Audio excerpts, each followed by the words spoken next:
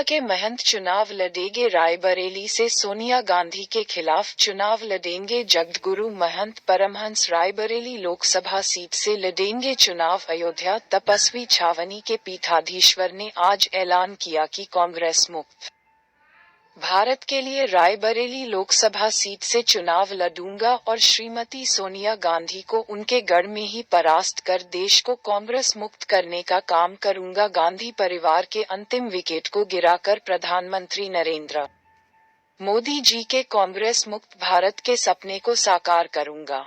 कांग्रेस के राज्य में साधु संतों की हत्या होती है, ऐसे कांग्रेस को उखाड़ फेंकने का काम साधु संत ही करेंगे। अयोध्या तपस्वी छावनी के पीठाधीश्वर जगतगुरु परमहंस आचार्य ने कांग्रेस नेता सोनिया गांधी के खिलाफ रायबरेली से लोकसभा चुनाव लड़ने का ऐलान किया है।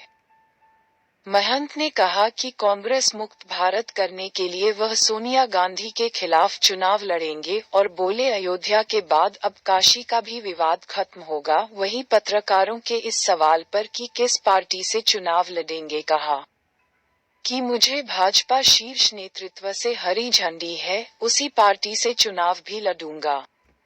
जगतगुरु परमहंसाचार्य तपस्वी। दैनिक क्राइम भारत न्यूज से रवि शर्मा की खास रिपोर्ट।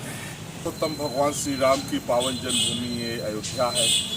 आज किस मामले को लेकर आपने प्रेस वार्ता की? देखिए, 2024 में रायबरेली से लोकसभा का चुनाव मैं लड़ने जा रहा हूँ, क्योंकि उत्तर प्रदेश में रायबरेली कांग्रेस का गढ़ रहा है और 7 नवंबर 1966 को कांग्रेस की गवर्नमेंट थी। तत्कालीन प्राइम मिनिस्टर इंदिरा गांधी थी। उस समय देश के कोने कोने से नौजवान, किसान, माताएं, बहनें, बुजुर्ग, बच्चियां और साधु संत सब संसद भवन पहुंचे थे गौ हत्या बंद कराने के लिए। उस समय इंदिरा ने एक तरफ से सबको गोलियों से भुनवा दिया था। लाखों की संख्या में लोग मरे थे। तब से ही हम लोगों को ये पता लग गया था कि कांग्रेस जो है देश के लिए कैंसर है। और मोदी जी ने कुछ दिन पहले नारा भी दिया था कांग्रेस मुक्त भारत का, तो समय आ गया है। इसलिए कांग्रेस का अंतिम विकेट मैं गिराने जा रहा हूं। बस रायबरेली से सोनिया गांधी के विरोध में लोकसभा चुनाव में लड़ूंगा और करारी हार देने के बाद सोनिया गांधी को वहीं से राम राज की शुरुआत हो जाएगी, कांग्रेस मुक्त भारत की घोषणा हो जाएगी।